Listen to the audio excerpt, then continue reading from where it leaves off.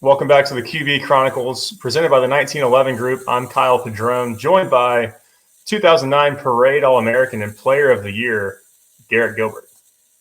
What's up, man? What's up? That's pretty cool. I didn't know that about you. Been a while. Parade All-American. That's big time. It's, I don't know. I don't know what to say. I don't know. It's all nonsense. Get that humility out of here. We don't want to hear that. What's going on? It's been a little bit. I know. We had the bye week last week. Work was fairly busy, so we did not get a special guest or a Pat and Go preview, which is our fault. Apologies to the listeners. But we're here now. And by the way, we're sitting at 9-1 after another big victory against Boston College. May not have looked in the same that we thought it was going to, before the game, but a win is a win. We've said that a few times this year. SMU improves to 9-1, remains undefeated in the ACC, now 6-0 in conference play, and again a big win over Boston College, 38-28. Love to get your thoughts on the game and see kind of what you thought about performance on the field. Yeah, I've gone back and forth a little bit. I was actually not at the game. Thought it was another fantastic environment based on what I heard, or based on what I heard and people that I talked to. I've gone back and forth on this a little bit, and the standards have gone up, right? And so, it's you're a 19-point favorite. You and I were talking a little bit before we came on air, and I think there is a lot to be said about the fact that we didn't know a ton about this quarterback that we were going to play. We didn't know, what we were going to get from him and his ability to extend plays and run. And I think the other thing that needs to be considered is, listen, we're going to get everybody's best shot now. I mean, We are, it sounds, not that it sounds crazy. I mean, this is what we asked for. This is where we want to be as a school, as a university, and as a football team. But we're at the top of the totem pole in our conference right now. They came in with nothing to lose. And Boston College played a great game, and we did enough to win and hold them off. So I think ultimately this time of year, it doesn't really matter how. The AP voters and the coaches seemingly agreed as we just moved up a spot or two in each poll. You just keep winning and finding ways to get it done, and that's what we did. And I think it was. It was finding it's been this way all year, but it's finding different ways to win. And that's what we did. And I think we can dive into some of the things that need to be improved upon and definitely will. But ultimately, again, we made enough plays to get it done. Yeah. You mentioned Grayson James. I thought he played a great game. And, defensively, when you get a new quarterback in, it's hard to game plan. It's, from my experience, is if you're the second guy into a game, after a defense coordinator doesn't have time to prepare for you, I really don't know what to expect. Your play calls, really throughout the entire game, first down, second down, third and short, third and medium, your play sheet kind of goes out the window because you don't really know what to expect. And Grayson seemed he had the ability to extend plays with his feet. He made some great runs outside the pocket and put our defense in some tough spots. And I thought he played a pretty good game for his first start, and had our defense on their toes. Our defense obviously came up with some big plays in crucial moments and helped us win that football game. But I thought Grayson played a good game. Didn't really know what to expect. They ran the ball really well, which up front we've got to be better. But I thought part of that was having Grayson back in the backfield calling plays and having that dual threat ability. He did okay in the passing game, missed some easy ones, but I think he'll continue to improve. But I thought, that kind of put us at a disadvantage having this new quarterback, not really knowing what was going to be their scheme after seemingly their previous quarterback is now in the transfer portal. He got benched and had, some struggles early on this year, but to your point, stepped up big when they needed to. We'll get to it here in a little bit. But, overall, we came out fast. I thought the offense played well. We, opening drive, missed a field goal in the red. We were, I don't know where we finished, but Colin, uncharacteristic of Colin Rogers all season long, and missed a short one like that. Looked like there may have been some but those points are, that especially down there, you need them, right? And so, Colin did bounce back nicely, but that's something those are three that we got to have. Get into the fact that we got to find a way to get 7, but it seemed to be some sort of a disconnect there. I don't know if it was a snap hold. Didn't see it from my couch here watching on TV, but he looked to be visibly upset after he missed it. And who knows if it was just a pull or if there was a hold, or who knows what happened. But hopefully that gets corrected. But offense came out firing. Thought Kevin made some great plays. He was super efficient all day long. And really the thing that stood out to me was obviously Burchard had another great game. Probably, my guess would be he's the player of the game again. We'll get to that in a little bit. But I love the way that receivers stepped up. We had several guys get involved. Jordan had 7 for 99 and a touchdown. Roderick had 4 for 79 and a touchdown. Keyshawn Smith, another great game. He's, showing up for the last several weeks, had 5 for 61 and a touchdown. So love that we're getting a lot of new guys involved, or a lot of the same guys, but getting more guys involved, and really putting defenses in a tough spot of, if you take away Keyshawn, you've got to deal with Jordan and Roderick. And never mind, don't worry about Burchard too, but they really have a lot of guys that they need to cover across the field. And they're in something that we've talked about early on. We started talking about earlier this year, and I totally agree. I think that's, there weren't, if you look down the stat sheet, there weren't 8 or 9 guys with catches like there have been in past games, but there were 5 or 6 guys that have risen to the top almost in every game, with the loss of RJ, and Burchard certainly at the top of that list. And like you said, Jordan and Roderick and Keyshawn, and that's, and then throw Moochie in there a little bit too. And so to go back to the defense, you look at the stat sheet, and they had 180 rushing yards, I think, and we averaged 4.8 yards a carry, and they averaged 4.2. But I think a lot of that, a couple things. Number one, don't want to make excuses. Missing Elijah Roberts, big deal. Hope to have him back for the Virginia game. Difference maker up front, has been all year and will continue to be. But we've got to do a better job against the run. They basically were able to line up and run it at us, and for a while it felt like there was nothing we could do. Again, stood tall. The game reminded me of the Louisville game in the fact that we stood tall when we needed to and made those plays and got the back-to-back sacks right after the 2-minute warning to effectively end it. But got to do a better job against the run, earlier in the game. Don't give teams like that any hope. The offensive line starts to feel good about themselves. They start to feel like they can dominate, and that's not if you're playing defense, that's not a good feeling. So we got to stamp that stuff out. I thought the other thing that on the defensive side of the ball that certainly needs to be improved was there were multiple times, and again, this is something that's deceiving if you just look at the stat sheet, but there were multiple drives that effectively we had stalled out. A third and I'm thinking of a drive early in the, I think, second quarter. 3rd and 19. 3rd and 19, they converted, followed by a 3rd and goal score from the 13-yard line. Those are the types of things that you can't give up. And then there were a couple 4th downs here and there.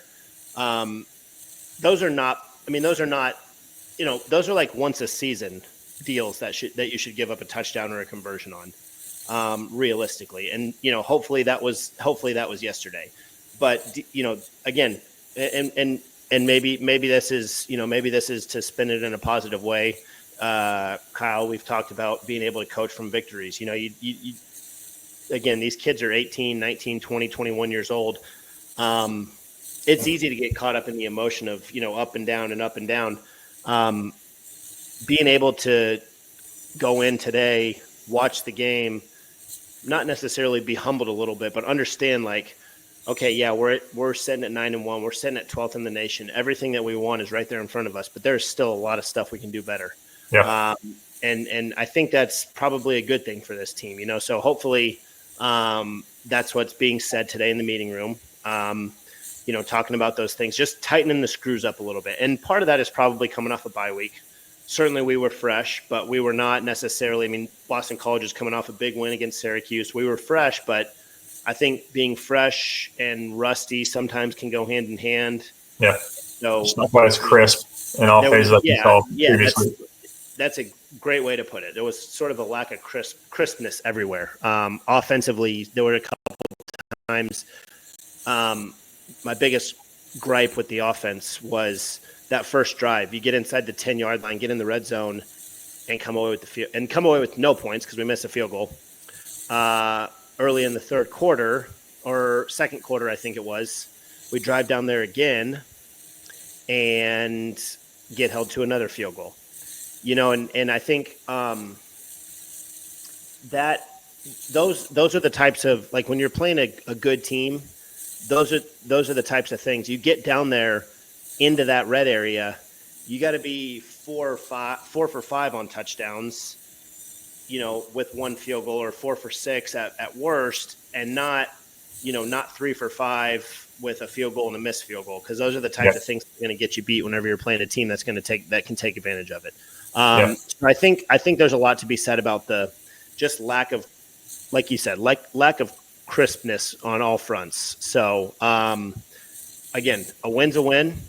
Like the fast start, just like you mentioned, we drove right down the field, missed the field goal, then drive right down the field again after the defense gets off the field and go score and finish it. But there's some things to work on for sure. Yep. Yeah. And I will say, I know we won. I think you and I are both optimistic about going forward, but I will say that this is a Bill O'Brien coached football team. They've lost 2 one-possession games. They were, I think, 4 and 5 coming in, or 5 and 4 coming in, playing for bowl eligibility. That's a good football team. They're not a great football team, but that's a good football team that can beat you on any given Saturday. Yeah. And I think they did give us their best shot. I thought Grayson James at quarterback, change that they made, that gave them a better chance to win. I think we got their best shot, and we still found a way to win. So, just to put that in perspective and look at things from the other side of it, this is a team that, we've seen what Louisville has to offer. They have obviously had a heartbreaking loss against Stanford. If you guys haven't seen the ending of that game, please go check it out. That is unbelievable. You would not want to hear me talking about that game if we were doing a Louisville football podcast. The last 4 plays followed by the penalty. I need to do that. I kind of want to hear it. They lost 31. Did you see what happened? I just score watched. I didn't see the game. So I'll just a quick. We're talking ACC football, so this isn't too far off topic. Louisville has the ball on the 45-yard line, on the plus 45, 1st and 10, with about 20 seconds left, maybe a little more. Incomplete. There's now 10 seconds left, so maybe a little more. Let's call it 15 seconds left. So they just had to throw a Hail Mary.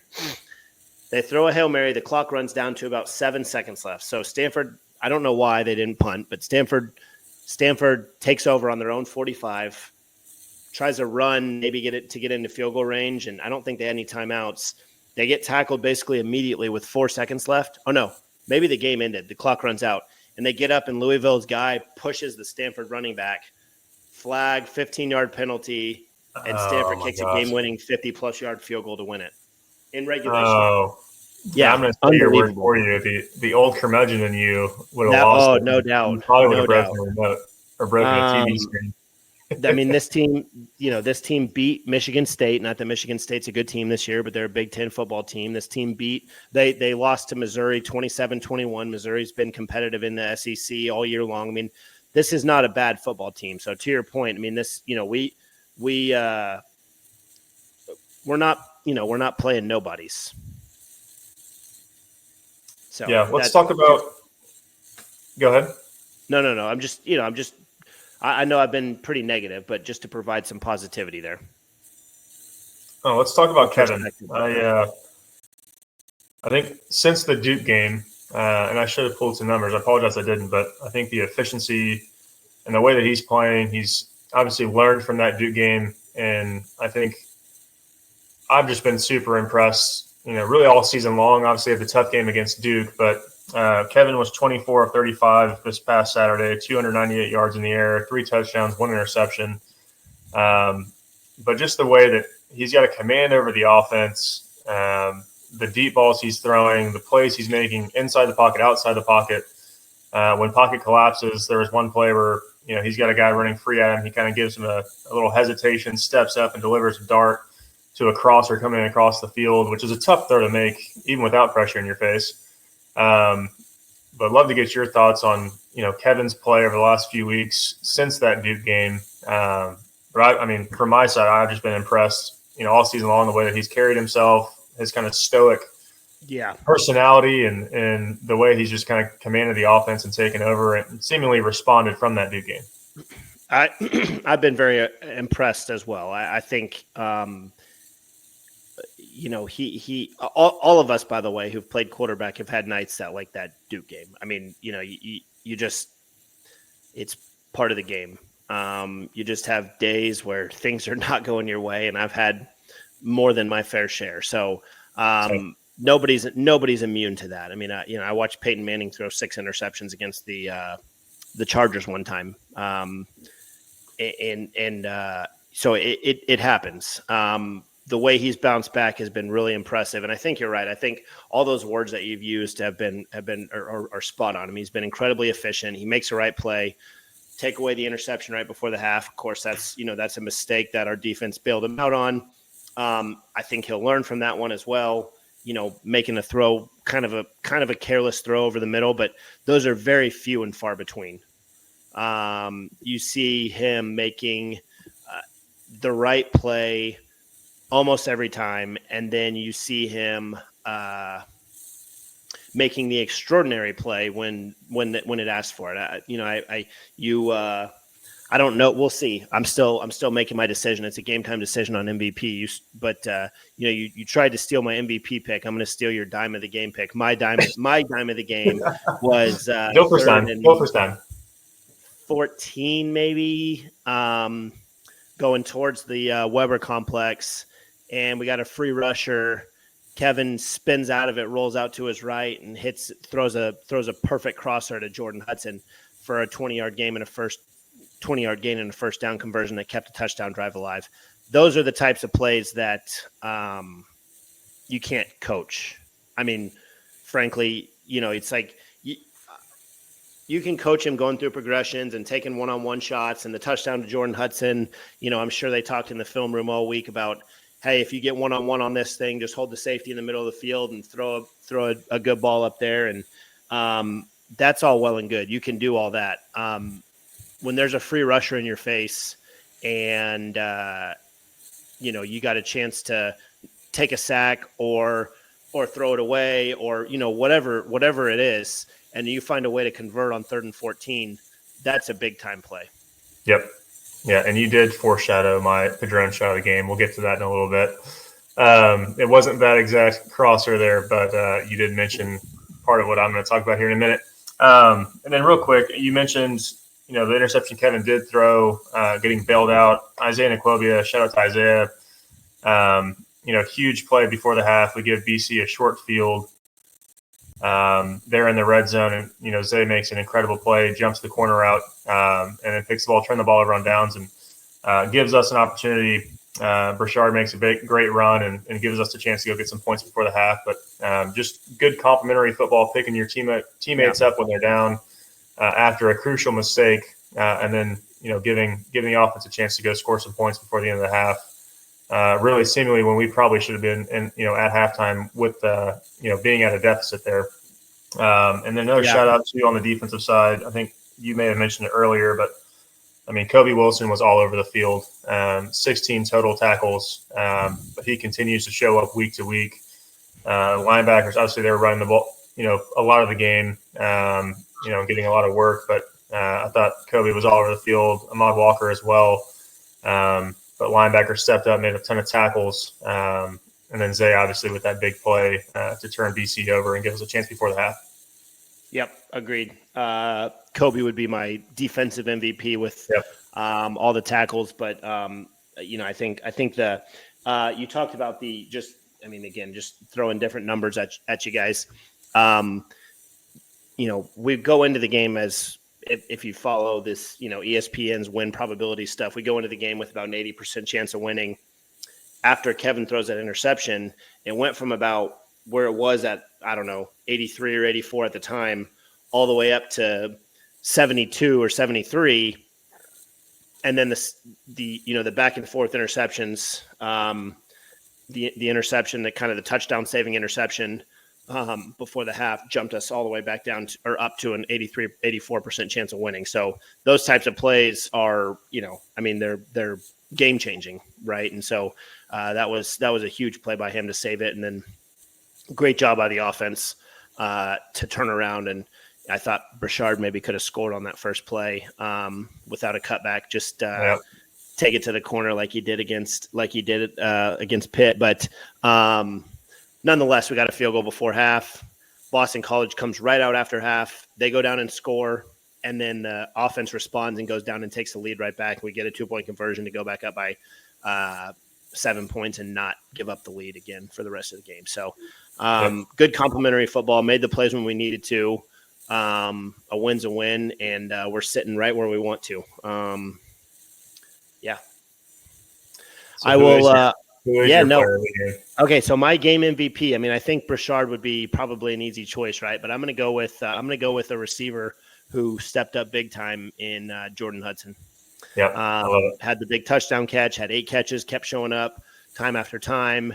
I think he did have an unsportsmanlike conduct penalty, which you know how much I hate those, but I'm going to let it slide. I thought today. about you when they did I'm going to let it slide today, just in the name of having a different MVP for once. Yeah, and Brashard did have 18 for 120 and a touchdown. So I mean, Doak Walker-Hope's still alive. I think 6 of one, half dozen of the other. Yeah, Ashton Johnson's probably the favorite for the Doak, but we're gonna push hard for Brashard to at least get an invite and hopefully secure some of those. I wear my T-shirt around the house. I know. I need to grab my T-shirt. I should have worn it tonight. Bummed I didn't. It'll be on next week. I'll wear it. All right, give us a Padron. Give us a Padron shot of the game. Oh yeah, I'm gonna go right back to Jordan Hudson. You kind of spoke to the drive that I'm going to talk about, and really the play earlier. You kind of stole my thunder for the whole thing here. Might be the Garrett Gilbert shot of the game. Didn't have the same ring to it. I'll take a shot if you like. Yeah, you've got plenty behind you there, bud. But no, it's the possession. BC goes down. Grayson James runs the ball and going toward, I guess, the old home locker room, away locker room now. They go up 21-20. You mentioned the response from the offense. We get across midfield there. I think we're at the 38-yard line. And Kevin gets man free, 2nd and long, 2nd and 8. Gets a man free look. He recognizes, the one-on-one, which you pointed out a few weeks ago, find your one-on-one matchups. And he did a great job holding the safety. Thought Jordan did a great job. He's running a 9 route, had press coverage. We talked about the other day. Press coverage, gives him a stutter, gets outside him on the release, stacks the defender, and then Kevin delivers a great ball. But I thought that drive was huge for us to retake the momentum. We go get the 2-point conversion, which you mentioned a moment ago. And just we take back the momentum there, a great drive as a response, and it puts us in position to go out and win the football game. But just a great job all around. I thought Kevin, again, the stripes on his helmet. I know we talked about that previously as well, but seeing that one high look, you got man coverage across the board, holds the safety middle of the field, and then throws a great ball, lets Jordan run under it.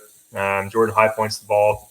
It was, that's teach tape right there. It was a perfect rep. Absolutely. And well executed on all sides there. And welcome the freshman DB to big time ACC football there, which is always fun. Love that. That's a wrap on SMU BC, huh? That's a wrap. We'll have a preview episode later this week for the SMU Virginia game. The Ponies open as 10-point favorites on the road in Charlottesburg, but another big one. Again, they're all big this time of year. Having something not just bowl eligibility to play for, but having the chance to go to a conference championship and get essentially what amounts to an automatic playoff berth is big time right now. So a lot of exciting things on the hilltop. I don't know, quick trip around college football. The number one team in the country survives at Wisconsin. Got challenged at Camp Randall, huh? Yeah, they did. They survive and advance is the name of the game around here. Our BYU Cougs fell flat against Kansas. Rock Chalk Jayhawk, man. A dangerous team that I'm interested to see how they perform against Colorado this weekend. they lost I think they've lost 6 games by a combined 30 points or something like that. So they've been in every single game. It's again, we talked a lot about this. Everyone listening, rooting for BYU because those good losses matter in the committee's eyes.